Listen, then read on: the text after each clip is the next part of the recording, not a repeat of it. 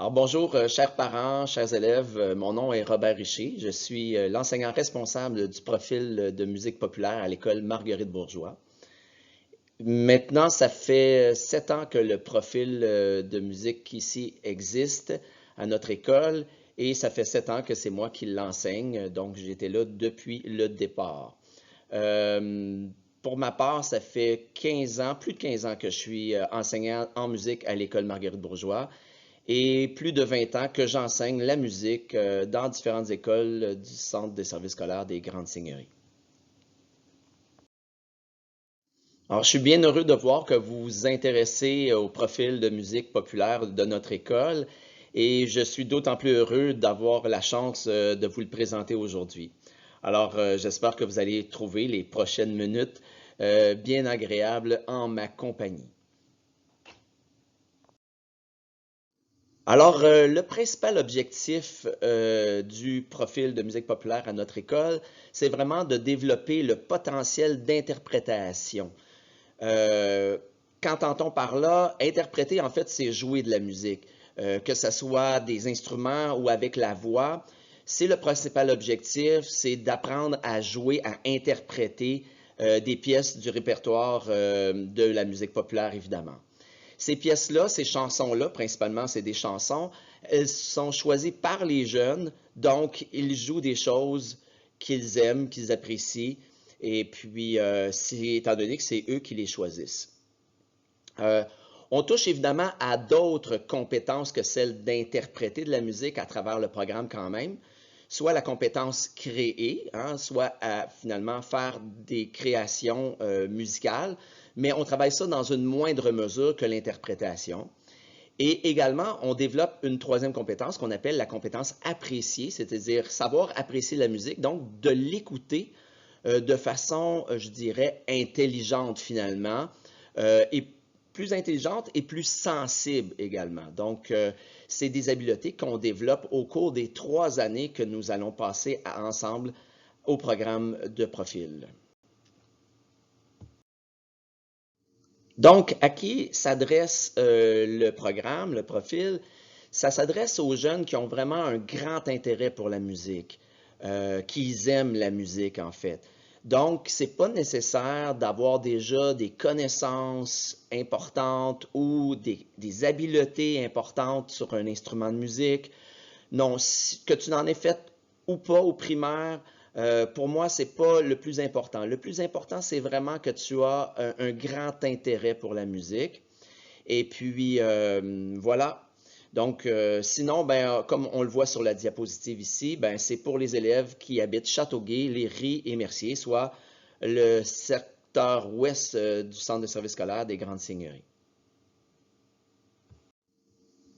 Alors, il est important d'avoir l'information suivante, c'est-à-dire que euh, j'ai dit tout à l'heure que le programme s'adresse à tous les gens du secteur ouest, mais évidemment, étant donné que c'est quand même un assez grand secteur, ben, le transport scolaire est fourni à tous ceux et celles qui demeurent à l'extérieur d'une limite raisonnable là, de marche de l'école, partout dans le secteur en question, soit dans la ville de Châteauguay, Léry et Mercier. Comme je le mentionnais tout à l'heure, euh, le travail va se faire via l'apprentissage d'un des instruments caractéristiques de la musique populaire. Le premier qui est présenté ici, c'est la voix. On va se dire, ben, la voix, c'est pas vraiment un instrument, ben, c'est pas un instrument extérieur, c'est pas un instrument physique, mais c'est un instrument biologique. Donc, et puis, comme vous le savez, en musique populaire, la chanson étant reine, dans le sens qu'on écoute beaucoup la chanson comme telle en musique populaire, ben, la voix devient un élément essentiel là, dans notre programme. Donc, c'est un des instruments possibles qui peut être choisi par les différents candidats, candidates du profil. Je poursuis avec les autres instruments disponibles dans le cadre du profil. Il y a le clavier. Le clavier prend beaucoup d'importance, de plus en plus d'importance, hein, parce que dans la musique populaire actuelle, les sons plus électroniques, plus travaillés de façon électronique sont très présents. Donc, le clavier devient de plus en plus important en musique populaire. Et puis, ce que j'entends par travail au clavier également, il n'y a pas seulement le fait d'en jouer comme tel, d'être habile sur le clavier, mais également tout l'aspect programmation, d'aller rechercher les sons qu'on entend dans les pièces originales, qu'on essaie de reproduire le plus justement possible. Fait qu'il y a cet aspect-là également de travail à faire au clavier. Par la suite, il y a la guitare, évidemment, un classique là, de musique populaire. Que ce soit avec la guitare électrique ou acoustique, on travaille avec les deux, tout dépendant des pièces que nous avons choisies. On écoute, on essaie de reproduire le plus fidèlement possible la chanson telle qu'elle est.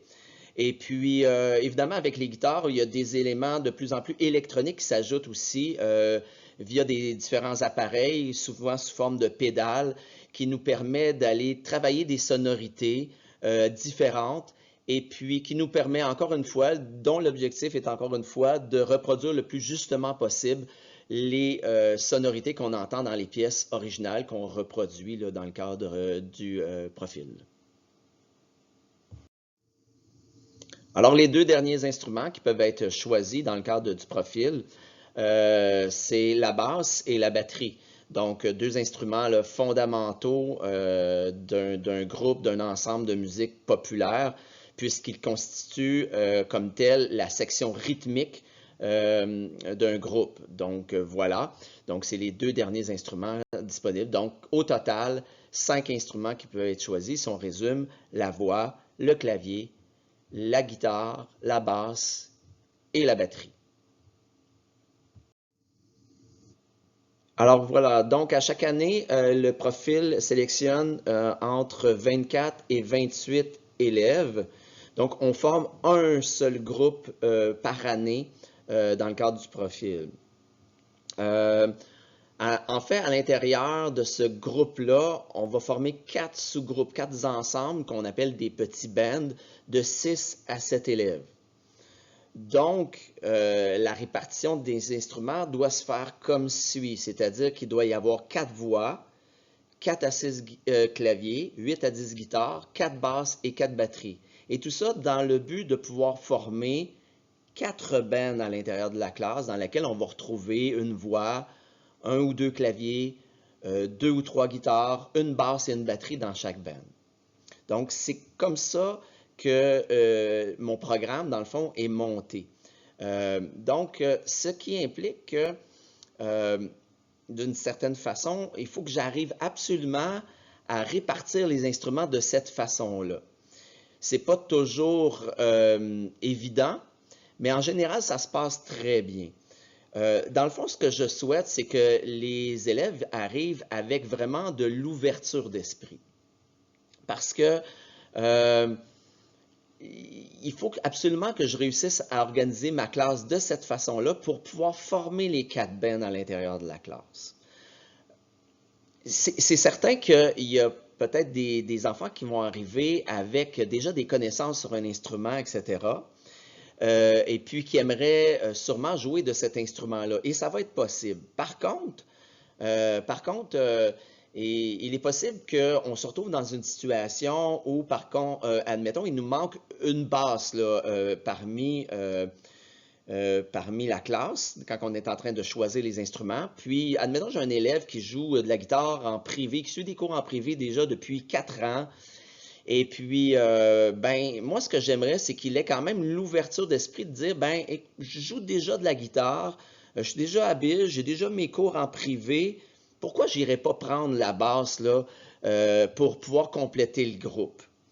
De toute façon, j'aimerais dire d'une certaine façon qu'en musique, plus on travaille différentes choses, plus on devient bon musicien. Comme pour ma part, je suis claviériste à la base, mais comme tel, j'ai dû apprendre à jouer de chacun des instruments ici pour pouvoir les enseigner. Et puis, je crois qu'à quelque part, ça m'a permis d'être meilleur musicien au clavier que d'avoir travaillé différents instruments comme ça. Ça élargit mes horizons, ça m'apprend à connaître comment fonctionnent les instruments et puis d'être finalement plus connaissant et meilleur musicien au bout du compte. Fait que c'est dans cette ouverture-là, dans cet esprit-là, que je veux que les jeunes arrivent au profil.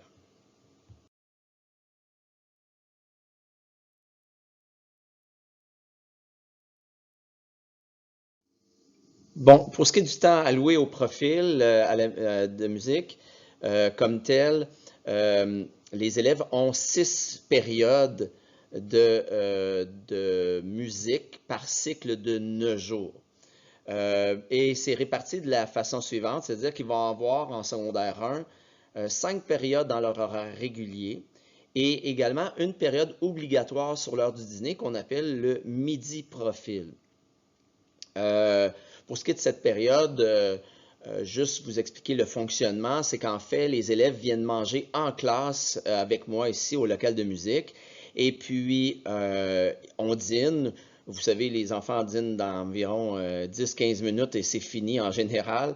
Et puis, après ça, on fait une période de cours, un peu comme une période de cours, mais sur l'heure du midi, ce qui nous fait notre 6e période dans l'horaire. En fait, ici, pour le moment, à Marguerite-Bourgeois, on a fait le choix, même dans le cadre du profil, d'essayer de couper le moins de cours réguliers possible dans l'horaire des élèves. Puis, si on compare, par exemple, les élèves qui font de la musique en option musique au régulier, pas dans le cadre du profil, mais juste en musique au régulier, ont 4 périodes horaires, alors qu'au profil, dans le fond, dans l'horaire, il y en a 5, plus cette période obligatoire sur l'heure du midi. Également, pour vous situer, en fait, donc, cette 5e période retire une période dans le cadre du curriculum normal de l'élève. C'est une période en éthique et culture religieuse qui est retirée de l'horaire pour les élèves qui sont au profil. Fait que voilà, c'est comme ça que c'est organisé au niveau du temps établi. Ce qui donne environ, là, comme c'est mentionné ici sur la diapositive, environ 4 heures de formation musicale là, par semaine. Bon, finalement, si on regarde plus le contenu un peu là, de formation en première secondaire principalement, puisque vous regardez pour l'année prochaine, n'est-ce pas? Je dois dire que j'ai fait le choix pédagogique là, de fonctionner avec la lecture de la musique. J'aurais pu choisir de faire les apprentissages par oreille ou par imitation en regardant l'autre jouer, etc. Mais j'ai fait le choix d'y aller avec l'apprentissage de la lecture. Et puis, je crois que c'est un choix gagnant par rapport à l'expérience que j'ai développée. J'ai réussi à avoir des résultats quand même très intéressants avec cette façon de fonctionner. En fait, vous allez sûrement être surpris là, du résultat que j'obtiens après, comme par exemple une année de travail, lorsque vous allez avoir la chance de voir vos enfants performer en spectacle, par exemple. Okay? Donc, c'est vraiment sur les 3 ans, une formation basée sur l'apprentissage de la lecture de la musique. Et puis, plus spécifiquement, si on regarde là, comme la diapositive ici le montre, ben, on va voir l'écriture du langage musical de base, là, comme tel au début en première secondaire. Donc, tout ce qui a trait à l'écriture justement de la musique. La technique de base de l'instrument choisi. Et puis, je mets un accent vraiment particulier sur la technique à l'instrument parce que je veux qu'ils soient partis de façon comme il faut, avec des bonnes techniques. Parce que si jamais ils poursuivent, par exemple, soit en cours en privé ou même éventuellement en formation postsecondaire en musique, comme moi je l'ai fait, ben j'aimerais ça qu'ils n'aient pas trop de mauvais plis, de défauts. Donc, je mets beaucoup d'accent sur la technique à l'instrument au départ en première secondaire. La façon que je fonctionne, dans le fond, j'ai créé des exercices progressifs qui sont des espèces de petites pièces. Donc, on va travailler l'interprétation de ces exercices-là dans un premier temps pour développer nos habiletés à l'instrument. Et par la suite, dans le fond, on va avoir formé les bands en classe. Et puis, les bands vont se choisir chacun une chanson. Et une fois que ces choix-là sont faits et qu'on est prêt, chaque musicien de la classe va travailler un extrait de un petit extrait de ces chansons-là qui a été choisi, qui va être interprété plus tard au complet par chacun des bands. Donc, comme c'est mentionné, bon, interprétation d'une chanson complète en band. Donc, une fois qu'ils vont avoir terminé de travailler l'extrait, tout le monde, les 4 extraits, bien là, on va commencer à travailler en band comme tel. Et là, le band va finir de travailler sa chanson au complet. Il va y avoir également là, un début d'un processus de travail d'appréciation, comme je mentionnais tout à l'heure au niveau des compétences, la compétence appréciée. On commence à la travailler dès la première secondaire avec des écoutes actives là, de pièces du répertoire, avec différentes affaires à aller chercher dans les pièces quand on les écoute, autant sur le plan émotionnel que sur le plan plus analytique finalement. Donc, c'est un travail qu'on commence en 3e secondaire, l'appréciation, et qui va se poursuivre évidemment en 2e et en 3e secondaire également. Alors, dans le cadre du profil, évidemment, les élèves auront l'occasion de se produire en spectacle. C'est d'ailleurs un peu à la base même de l'idée de jouer de la musique, c'est-à-dire d'être capable de venir montrer ce qu'on a appris et ce qu'on est capable de faire devant un public quelconque. Alors, c'est sûr que tout ça est organisé en conséquence. En fait, comment ça se passe un petit peu, juste pour rassurer peut-être les jeunes et puis les parents, c'est qu'on y va de façon un peu graduelle. En première secondaire, comme tel, vers la fin de l'année, on travaille en band et on travaille notre chanson et tout ça. Et puis, bien, ils ont quand même l'occasion de performer ça devant moi à plusieurs reprises. Chaque band est dans un studio séparé. Et puis, ils ont l'occasion de le faire devant moi. Donc, c'est déjà une première étape. C'est sûr que quand je rentre les premières fois, je dis, OK, là, vous êtes pas mal prêts, essayez de me jouer ça. Ça met déjà une petite pression, mais ça les permet de s'habituer tranquillement là, à faire une performance un peu imposée d'une certaine façon. Deuxième étape, c'est finalement, on va se produire à l'intérieur de la classe devant les pairs. Donc, on a une scène également dans la classe et puis on a l'occasion de performer dessus devant les autres élèves de la classe. De toute façon, ils se connaissent déjà beaucoup, rendus là. Ils ont déjà joué quand même un peu devant l'autre. Ils viennent pratiquer sur l'heure du midi, tout ça. Donc, mais ça crée quand même un petit événement un peu plus officiel. Ça leur permet de s'approprier un peu, encore une fois, de façon graduelle la chose. Ensuite de ça, aussitôt que les pièces sont prêtes, en fond, aussitôt que les pièces sont prêtes, il y a des performances sur l'heure du midi qui se passent à la cafétéria de l'école. Évidemment, en première secondaire, ça va se passer presque à la fin de l'année. Par contre, les 3e secondaires, ils ont déjà des pièces qui sont prêtes au mois de décembre en général. Il y a déjà des premières pièces qui sont jouées. Donc, c'est que finalement, à partir de là, plein de fois au cours de l'année, il y a des performances sur l'heure du midi qui sont faites à la cafétéria, que ce soit par les 3e, les 2e et éventuellement les premières secondaires. On va le faire pour se préparer, dans le fond, au spectacle de fin d'année, de performer comme ça devant un public, finalement, les autres élèves de l'école. Et puis, éventuellement, ben là, on va arriver au spectacle et là, ils devront performer en salle devant les parents. Fait que c'est un petit peu comme ça la progression, comment ça se passe là, pour se familiariser avec les prestations en public. Là, évidemment, il y a dans le cadre de la pandémie, etc., actuellement, en tout cas, on a fait les réservations pour l'auditorium de Louis-Philippe Paris. C'est là qu'on fait les spectacles. Et puis, tout semble aller là, avec le passeport vaccinal et tout ça, ça devrait être faisable. Si jamais on est plus limité en termes de nombre de spectateurs dans la salle, on a prévu faire plusieurs représentations pour pouvoir faire en sorte que tous les parents puissent venir, parents et amis, etc., famille, puissent venir voir les jeunes performer. Juste pour vous situer, évidemment, dans les 2 dernières années, nous n'avons pas fait de spectacle, mais nous avons fait des enregistrements, parfois vidéo, parfois audio seulement. C'est ce qu'on a fait. On a fait de l'enregistrement pour compenser le fait de ne pas pouvoir performer en public. Fait que si vous allez voir, vous pouvez tout simplement vous rendre sur la page, en fait, le compte YouTube, la chaîne YouTube, plus précisément, de l'école Marguerite Bourgeois. sur YouTube et puis vous avez la chance de pouvoir voir un peu tout ce qui a été enregistré, dont des spectacles aussi des années précédentes, etc. C'est tout disponible sur la chaîne YouTube, ça fait que ça peut vous donner une idée à quoi on arrive finalement là, à la fin de la première secondaire, de la deuxième secondaire, de la troisième secondaire là, avec ce programme. Fait que voilà.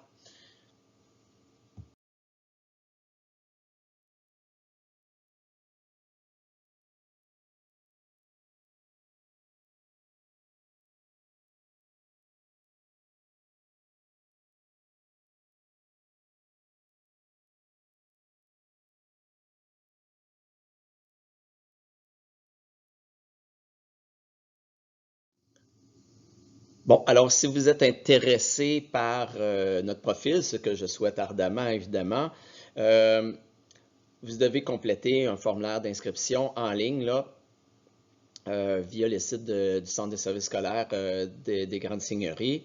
Et puis, il s'agit d'acheminer le tout avant la date limite du 17 octobre. Il va y avoir un test d'admission concernant le profil et ça se fera le samedi 6 novembre ici à l'école et ça va être sur rendez-vous. On va vous communiquer les dates de rendez-vous, etc. au plus tard le 29 octobre pour cette rencontre d'entrevue. En ce qui a trait au petit test d'admission qui se passe sur rendez-vous le samedi 6 novembre, je vous explique un peu comment ça se passe. En fait, on reçoit des groupes d'élèves ici en classe, divisés, je crois, dans période d'environ 1 heure et demie. Et puis, dans un premier temps, on va inviter les élèves à répondre à un questionnaire d'intérêt. Questionnaire d'intérêt, j'en ai parlé tout à l'heure de l'intérêt. Pour moi, c'est important de sentir et de voir l'intérêt des élèves par rapport à la musique. C'est là-dessus que je me base en partie pour faire les choix des candidats. Donc, répondre le plus justement possible aux différentes questions que je pose pour me démontrer l'intérêt. Et pendant que les élèves sont en train de compléter le questionnaire d'intérêt, je fais une courte entrevue audition d'une certaine façon individuelle dans un des studios ici en classe pour faire un test rythmique en réalité. En fait, ce que j'ai besoin de vérifier, ce qui est super important pour moi de vérifier, c'est si votre enfant a déjà développé ce qu'on appelle le sens de la pulsation. La pulsation, c'est tout simplement être capable de diviser de façon égale le temps qui passe en marquant par un clic. Là, je peux le faire juste en l'exprimant avec un claquement de doigts. Être capable de faire quelque chose qui est toujours égal. Un peu comme, si on veut, un peu comme la seconde, mais à différentes vitesses. Le sens de la pulsation, c'est fondamental en musique. C'est à la base même du musicien, de toute rythmique en réalité. Et puis moi, j'ai vraiment besoin que les enfants qui vont être admis au profil ont déjà un sens de la pulsation, donc un sens rythmique assez développé, parce qu'ils vont avoir rapidement à jouer en petit ensemble de leur band de 6 ou 7. Et puis, s'ils ne sont pas solides rythmiquement, ben, ça crée beaucoup de problèmes. Donc, je veux absolument éviter ça. Donc, je suis rendu assez habile pour détecter maintenant ceux qui pourraient éventuellement avoir des problèmes rythmiques. Parce qu'il faut tenir compte que dans un petit groupe de 6, s'il y a quelqu'un qui est à côté du rythme, bien, ça mélange tous les autres. Et puis les autres bien, sont fâchés contre cette personne-là, évidemment. Et puis cette personne-là, ben, elle pourrait être fâchée contre moi aussi parce que je l'ai admis au profil alors que j'aurais peut-être pas dû le faire. Donc, c'est super important pour moi de valider ça pour que tout le monde, en fait, soit heureux. Fait que c'est ça. Donc, il y a différents petits exercices que je fais faire pour déceler, lors de cette entrevue-là, l'habileté à maintenir une pulsation là, pour les enfants. Euh, Ça dure environ là, 4 minutes, le petit test. C'est pas plus long que ça. Et c'est simple. Il n'y a pas de manipulation d'instruments ou de quoi que ce soit. Je lui fais faire juste ça avec un doigt qui frappe tout simplement comme ça sur un bureau. C'est simple, simple, simple. Tout le monde est capable de faire ça, mais malheureusement, tout le monde n'est pas capable de bien réussir à le faire, étant donné qu'ils n'ont pas encore développé suffisamment leur sens de la pulsation. Voilà. Fait que c'est comme ça que ça se passe, c'est ça le but de la rencontre. Voilà. On présente ici les critères d'admissibilité et surtout aussi de continuité là, par rapport au profil. Alors, d'abord, pour ce qui est de l'admissibilité, bien, comme je l'ai mentionné, là, moi, ce que j'ai besoin, c'est de ressentir, de voir l'intérêt marqué pour la musique de la part du jeune. Et puis, il faut que ce jeune-là ait le goût de relever des défis, soit prêt à relever des défis, parce que c'est pas quelque chose quand même de simple et de facile. Donc, il faut être prêt à relever le défi. Euh, Évidemment, il faut réussir son test d'admission, c'est-à-dire principalement le test rythmique, c'est à la base pour moi.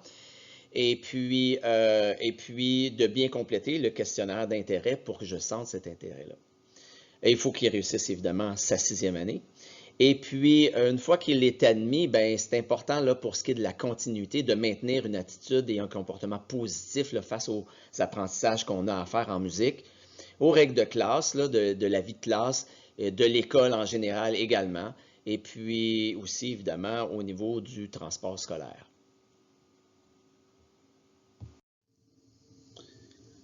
Bon, dans le cadre du profil, je vais juste mentionner une chose importante, là, c'est que la formation est d'une durée de 3 ans. Ici, à l'école, nous avons 3 niveaux de secondaire, donc secondaire 1, secondaire 2, secondaire 3. Et je veux qu'il y ait une forme d'engagement de la part de l'élève qui arrive, qui est admis, puis que finalement qui décide de venir, parce que il doit y avoir un engagement étant donné que toute la classe, comme je l'ai expliqué plus tôt, est bâtie en fonction des instruments et tout ça. Donc, plus qu'il y a de continuité, plus c'est facile pour moi et c'est facile pour l'ensemble des élèves de la classe de poursuivre un profil qui fonctionne bien. C'est sûr qu'on peut faire des ajustements, c'est sûr qu'il arrive des choses, mais c'est important pour moi que ce sentiment d'engagement-là soit présent chez l'enfant et qu'il se dise, oui, je suis prêt à m'engager dans cette aventure-là pendant les 3 prochaines années.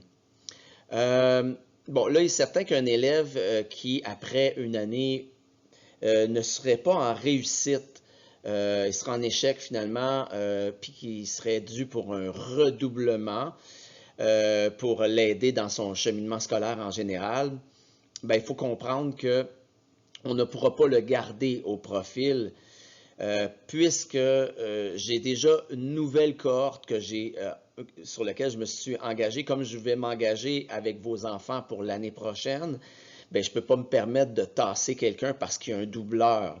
Donc, c'est ça. Fait qu'il faut être conscient que si jamais il y a un enfant qui est en redoublement scolaire, ben, il va automatiquement être sorti du profil.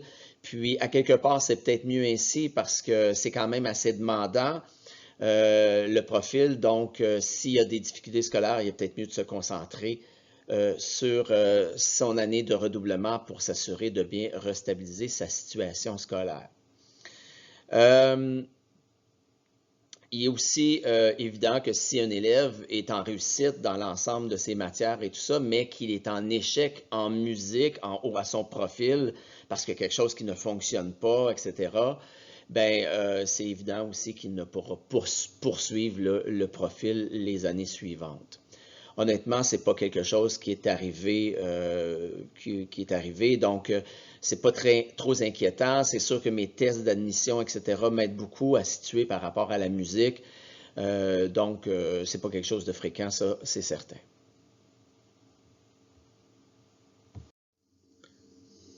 Alors, une fois le test d'admission passé, c'est à moi, à ce moment-là, de faire les choix, de regarder les résultats des tests et des questionnaires, etc., puis de faire les choix par rapport à ceux et celles qui vont être acceptés au profil.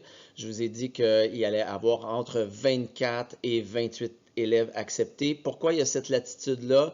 J'explique rapidement. C'est juste que il y a certains enfants qui ont des conditions qui font en sorte qu'ils ont une valeur supérieure à un élève dans une classe.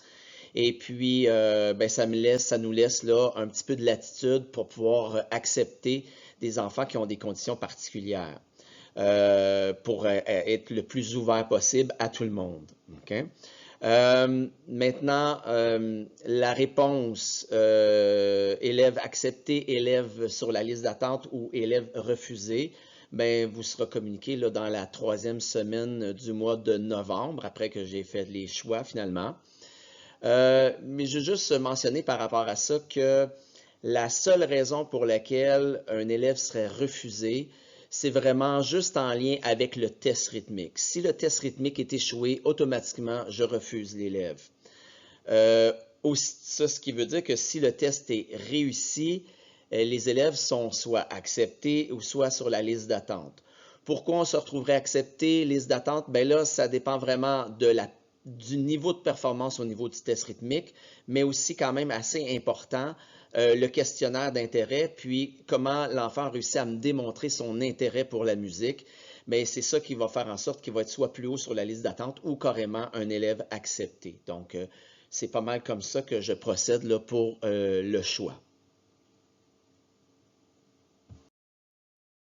Pour terminer, je vous invite à aller jeter un œil sur la chaîne YouTube de l'école, en fait, où vous allez retrouver la vidéo promotionnelle du profil comme tel et d'autres vidéos qui vous permettent de constater le travail qui a été fait dans les années passées, c'est-à-dire des vidéos de spectacles antérieurs, également des vidéos de performance confinement qu'on a fait il y a 2 ans, étant donné qu'il n'y a pas eu de spectacle ni il y a 2 ans ni l'année passée. On a fait des vidéos avec les élèves de 3e secondaire qui étaient filmés chacun chez eux, mais qui ont monté quand même les pièces.